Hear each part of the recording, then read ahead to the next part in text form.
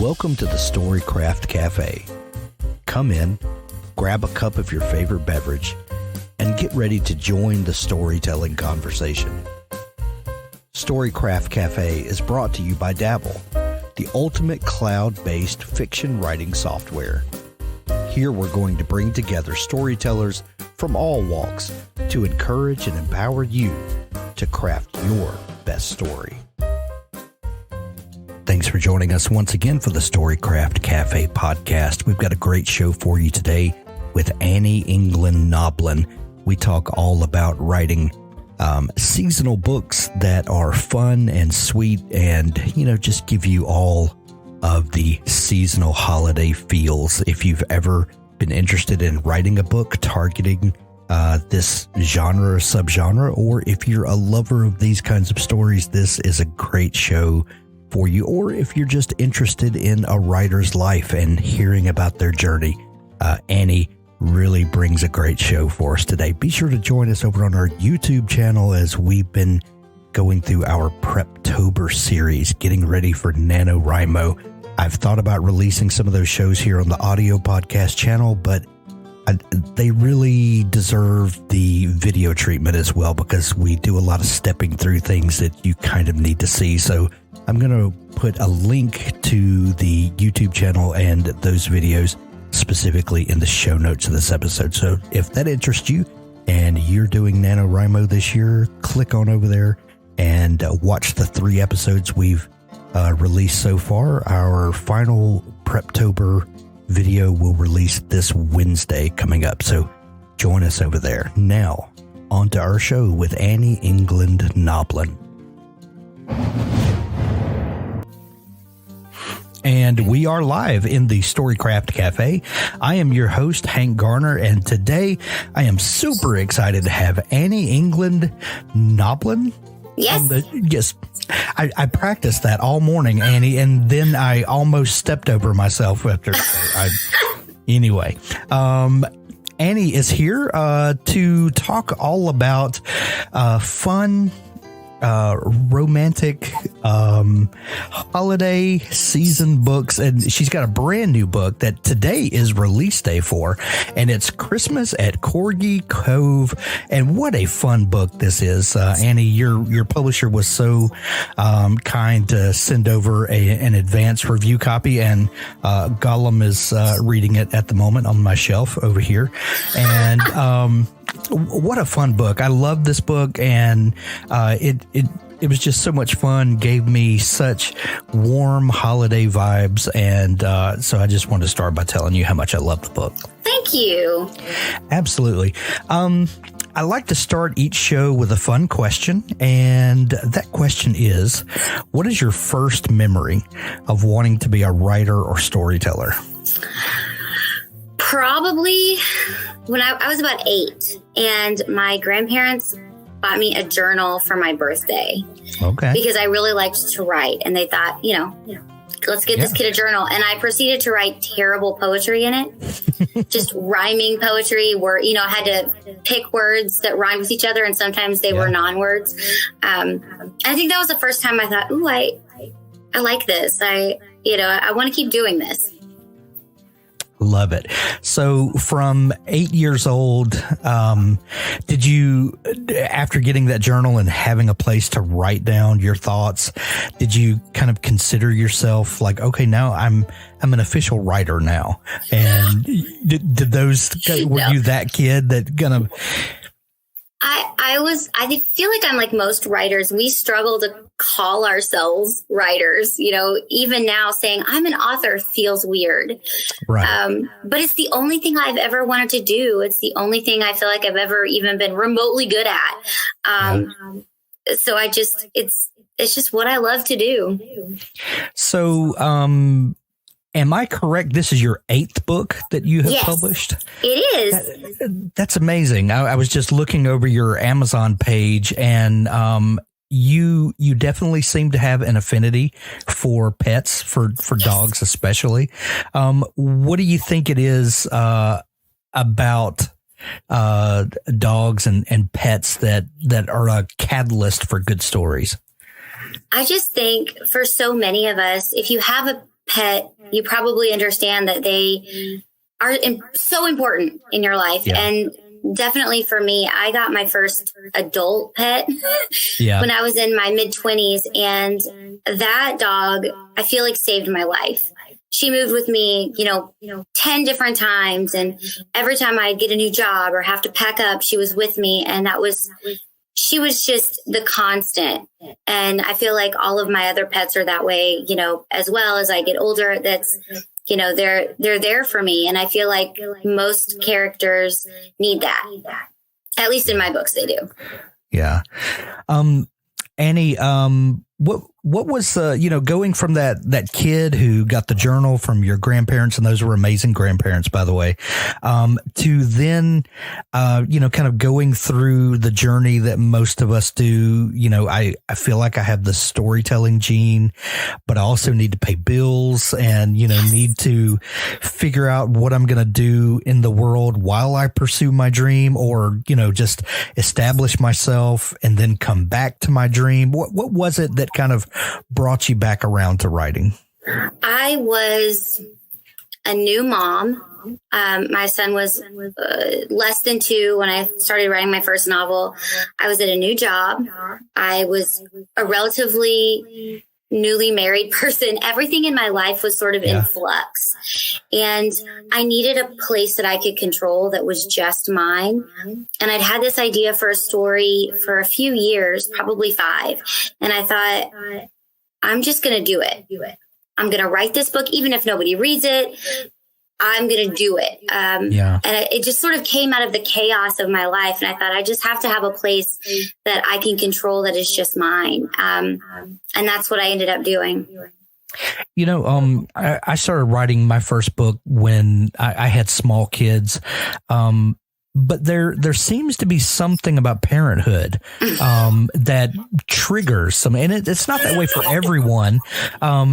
Because there are plenty of people who are single or, who don't have children or don't yet have children, or, that there are plenty of those people. But there does seem to be a trigger of some sort that, this little person's around, and it unlocks all sorts of, I don't know if it's hormonal or what it is, but there does seem to be a connection. I think so.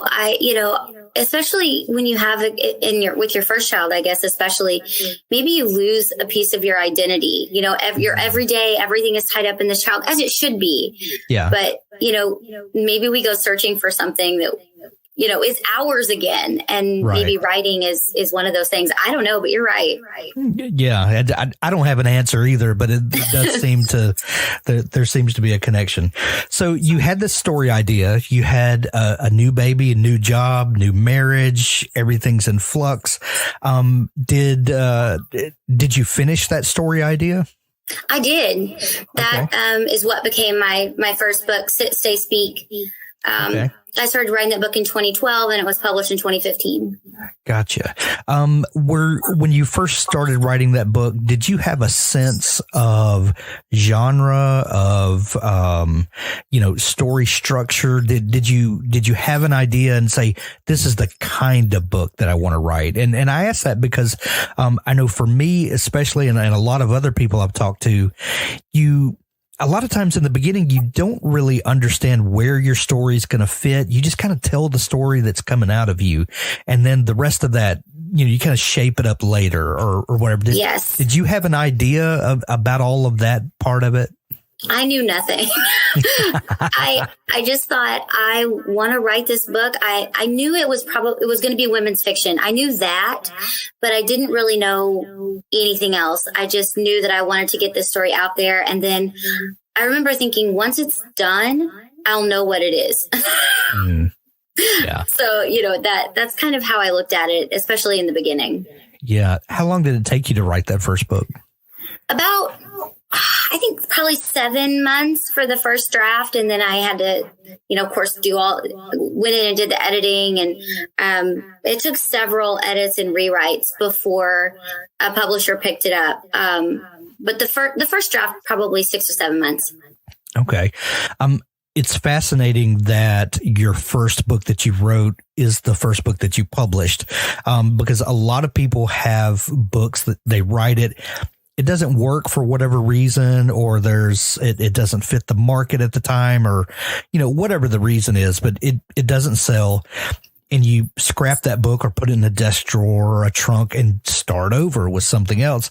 And then other people finish this book and it may not be publishable at the time, but like you said, you go through rewrites and redrafts, and it eventually becomes the thing that goes to market. Do you have any sense of what that difference is? What makes a book, what makes a writer give up on a project, or at least shelve it, go to another one, versus, like you did, keep working on the book until it becomes the book that it needs to be?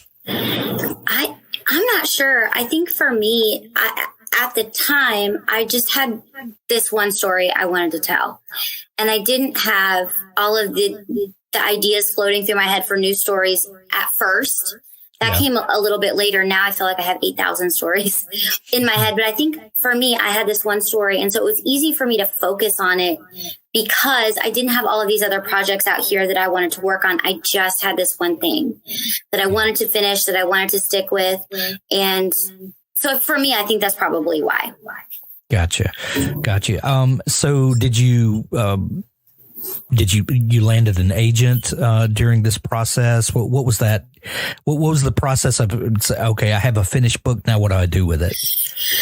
I went out and bought the 2013 Guide to Literary Agents. I don't think they make that anymore, but it was like I haven't seen it in a while. But yeah, it's a big honking book. Yes. And I spent, I would write, and then at night after I got my son to sleep, I would read as much as I could about the industry, about literary agents, about querying. And so I bought this Guide to Literary Agents, and I bought a pack of highlighters.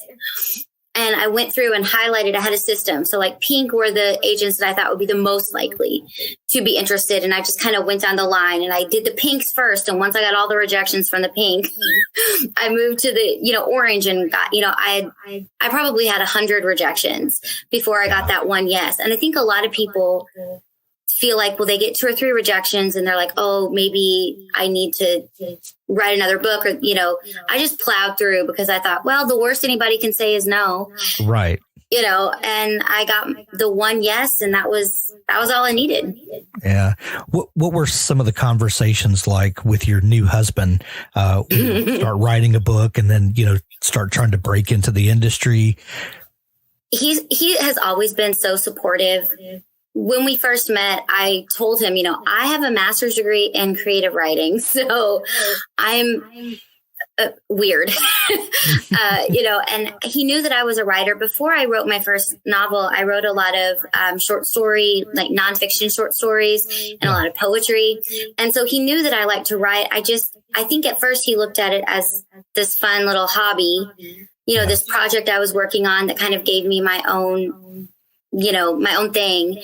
And then it became something else. And I think he was probably as surprised as I was that it actually worked and that we're here. Yeah. So after you published that first book, when in this process do you start thinking about repeating the process and going through this again?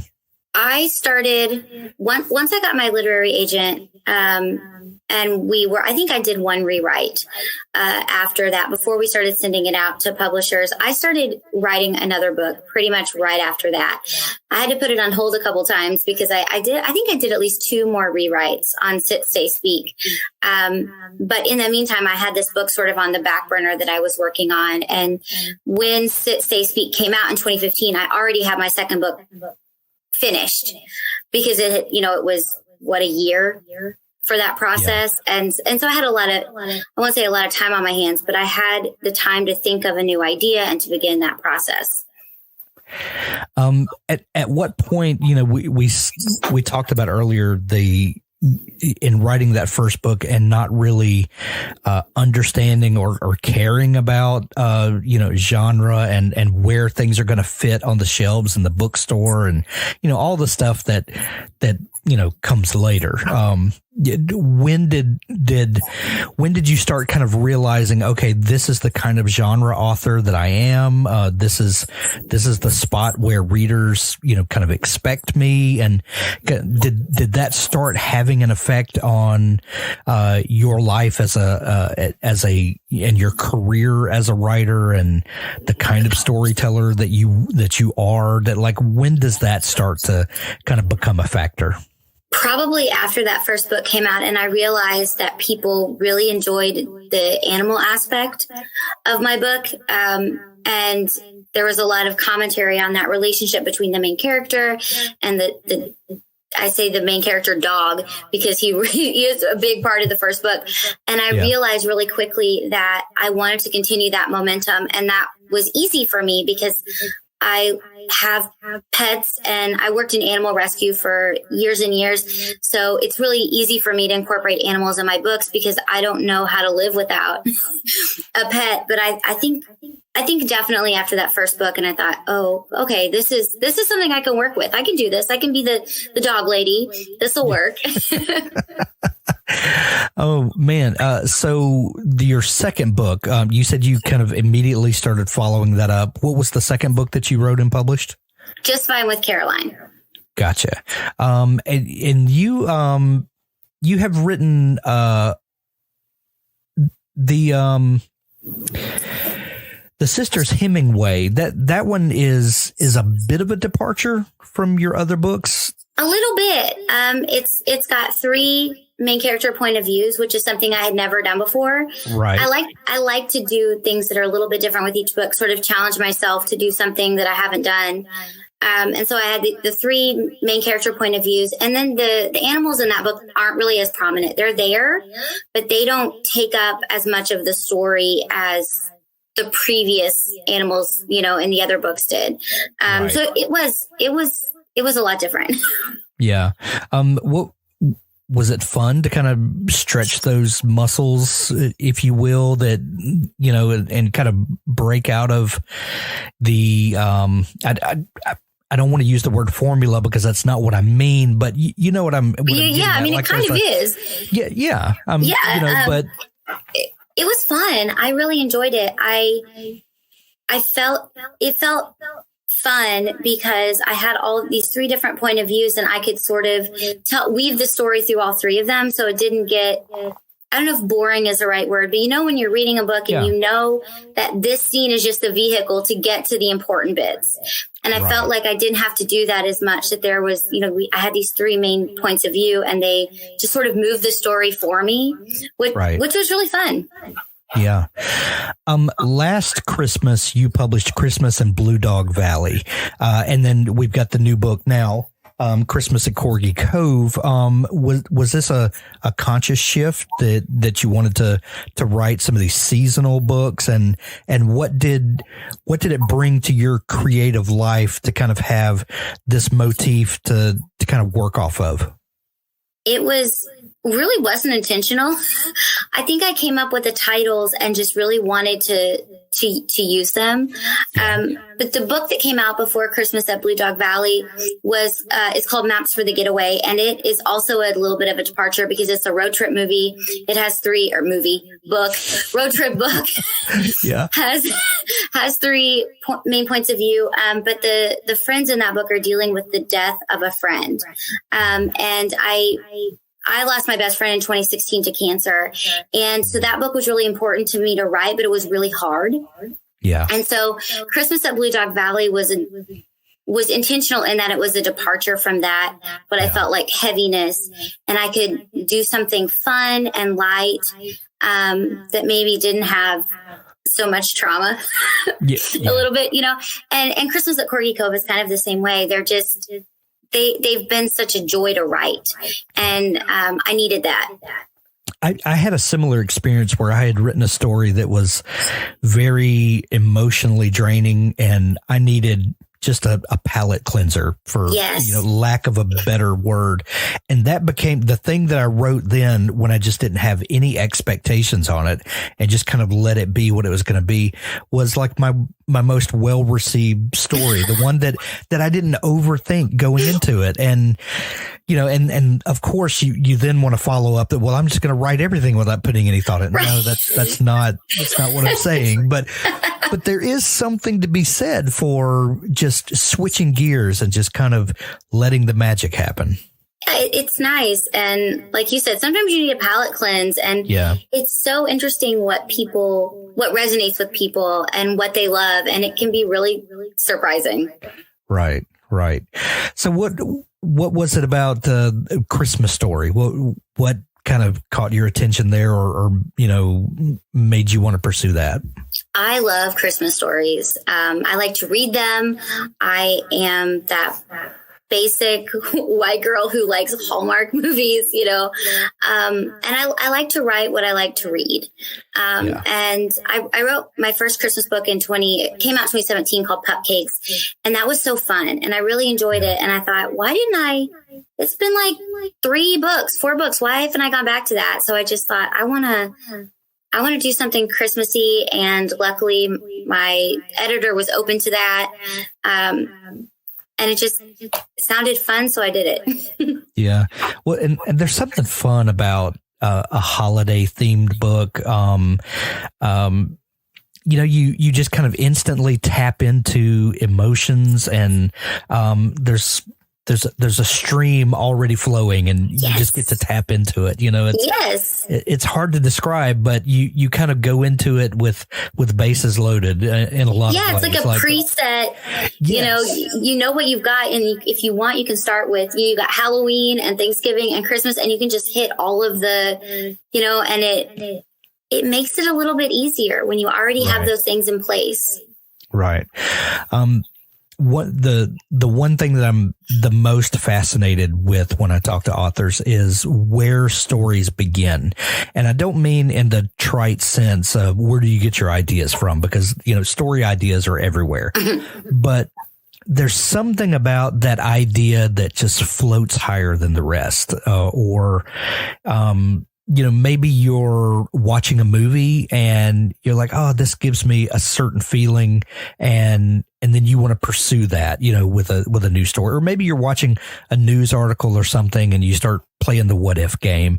And then all of a sudden you start kind of casting this what if game with the characters. And then you're like, well, who is she? And, where'd she come from? And, and then all of a sudden, the wheels start spinning. And then, in one moment, a book like Christmas at Corgi Cove does not exist in any form or fashion.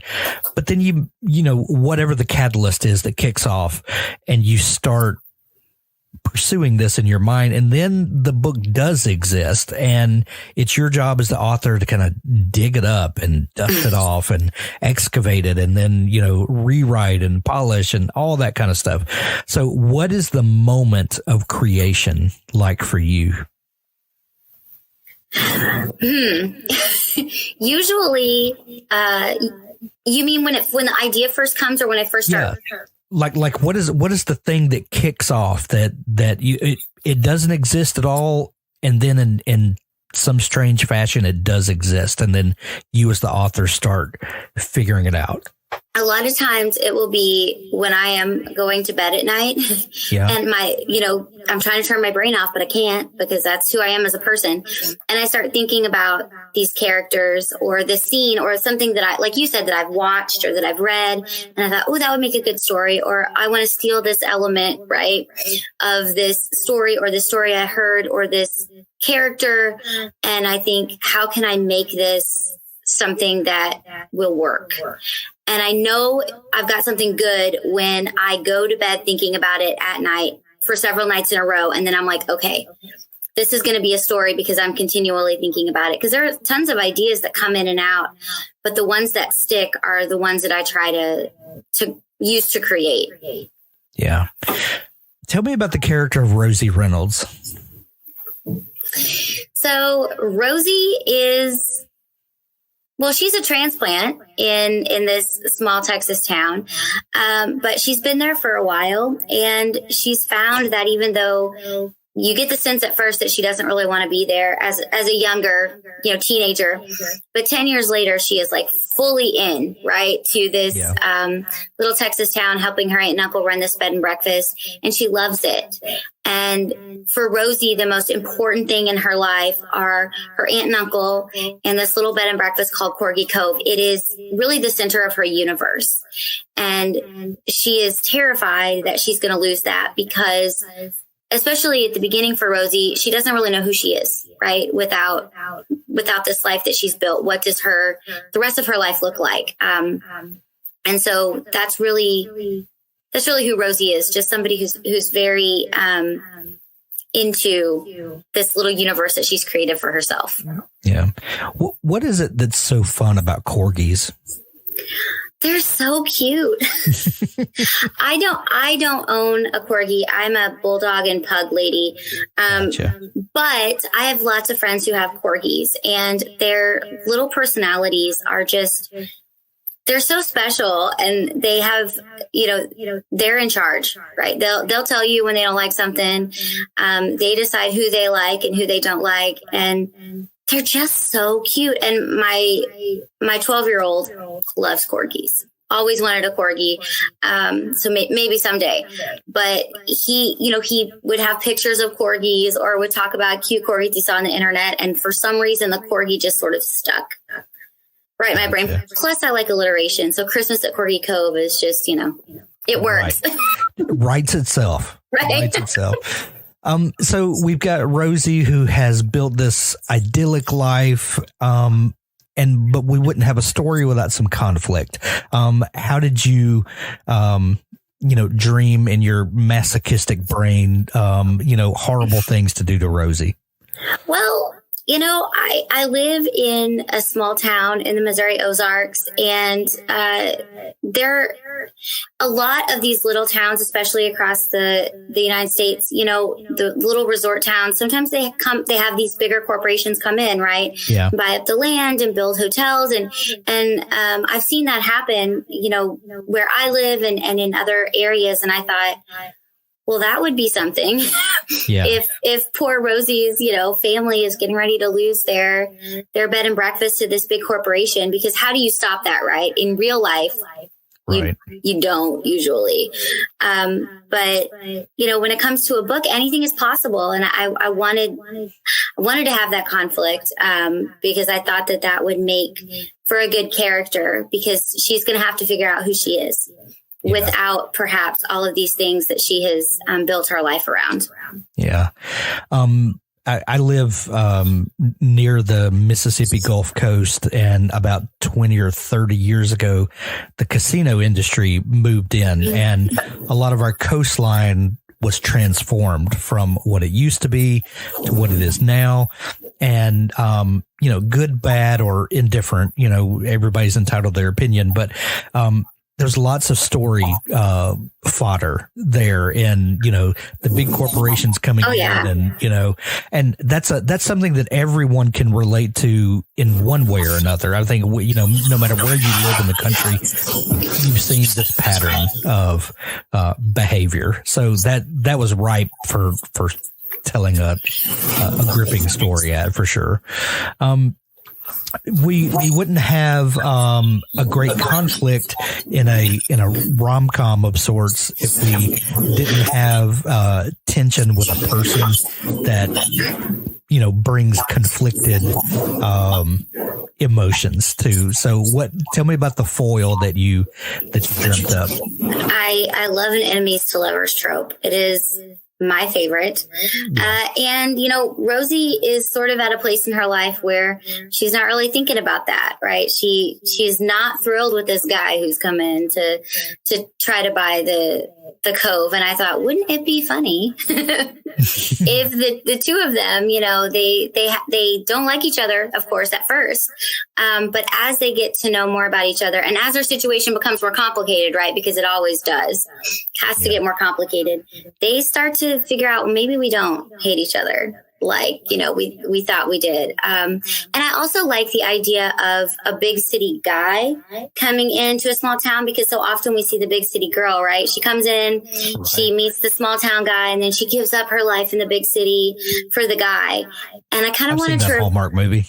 Yeah, all of them, every single one to exist. So I thought, it might be, and I've written that book, right? So I thought, well, maybe it would be fun if it's the big city guy who comes in instead of the big city girl. And this was my first time writing a book where I used like the male, main character, his point of view. So that was really fun for me because I'd never done that before. Gotcha. Annie, did I hear that you have struggled with rheumatoid arthritis? Yes. I also have dealt with rheumatoid arthritis, and there are days where your hands just hurt, your knuckles swell, your fingers don't want to move like you want them to, and it's, it hasn't been debilitating, but it's frustrating, I think is a good descriptor.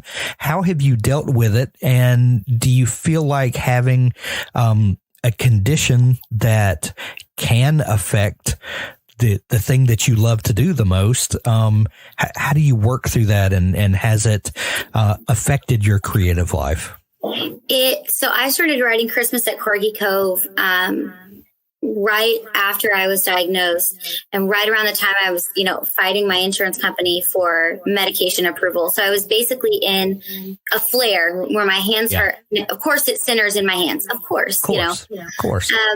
And it made it really hard because it can make you really tired. And then you're in all this pain and you're trying to type on a computer when you can barely move your fingers. And that was really difficult because I already had to give up so many things because there are just some things I couldn't do, especially before I, got the medication I have now. And I worried a little bit. What if I can't do it? Or what if I can do it, but I can't do it in the timeline that I need to do it? Because I might have a week or two where I just can't write. And I just did it. You do it because you have to, right? Yeah. And I thought, I'm going to get through this book. I'm going to do it, even if it kills me. And that's what I did. I took a lot of ibuprofen, which didn't do a lot. And I tried to find the most comfortable place I could. And I did it for as long as I could. And then I would, stop. And I tried to be kind to myself and my body in the process, and not, well, maybe I could sit and write for 4 hours at a time last year, but I can't do that now. So I'm going to do what I can do when I can do it. And that helped, just allowing myself that, courtesy, I guess. Yeah. Well, we are so glad that you were able to get through that to now we have Christmas at Corgi Cove that's available everywhere today. Annie, I know that, if we understand how the publishing industry works, this book has probably been off your desk for a while now. What are you working on these days? I just finished my 9th novel. It's called Spring Fling, so not a Christmas book. And so that now is on to my editor, and I'm just sort of awaiting, her notes after she gets through it. And then I have another little kernel of an idea for a book, which is a Christmas book. So I'm going to see if they'll let me write another Christmas book here pretty soon, because I don't know, maybe that's just my thing. I love it. So that's what I'm hoping to work on next. Well, Christmas at Corgi Cove, you definitely can tell that this is coming from a place of love. We're going to put links to it in the show notes of this episode. If you don't have a great local bookstore to go visit and support local bookstores. But if you don't have one, we're going to put links to it in the show notes of this episode. Have you gotten a chance to listen to the audiobook yet, Annie? I am actually listening to it right now. It's the way I listen to it because it's easier to listen to than read. I don't like to read my own stuff. So I'm listening to it right now because that's how I find if there are any errors, anything that we missed, I'll hear it. So we can fix it. So I'm listening to it right now. Love it. Well, like I said, we're going to put links to it in the show notes. Go grab Christmas at Corgi Cove today. Annie, if people are just discovering you and you want to follow along the journey and dig into your back catalog and all that good stuff, is there a place online where they can connect with you and get all the info? Oh, yeah. So my Facebook is Annie England Noblin, and that's where I post a lot of updates or release stuff. I also have a TikTok, Annie Noblin Writes, and that's where you get, I guess, more of the real me, the weird me. So I post there quite a bit. So those are probably the best two places. Great. We'll link those up in the show notes as well to make it easier for folks to find you. Christmas at Corgi Cove, available everywhere today. Go grab your copy. Annie, this has been so much fun chatting. Thank you so much for taking time to come on the show. Thank you for having me. This was fun. That's our episode for today. There's so much more to come as we talk to authors about the craft of writing, but also the business of publishing. Be sure to subscribe to the Storycraft Cafe podcast in your favorite podcast app so that you never miss an episode. The Storycraft Cafe is made possible by Dabble. Writing a book is challenging. Your writing tool should not be. Dabble is an easy-to-use online writing tool packed with helpful features that allow beginning novelists and published authors to create amazing stories. Visit us at dabblewriter.com and start your free trial today. Thanks for listening.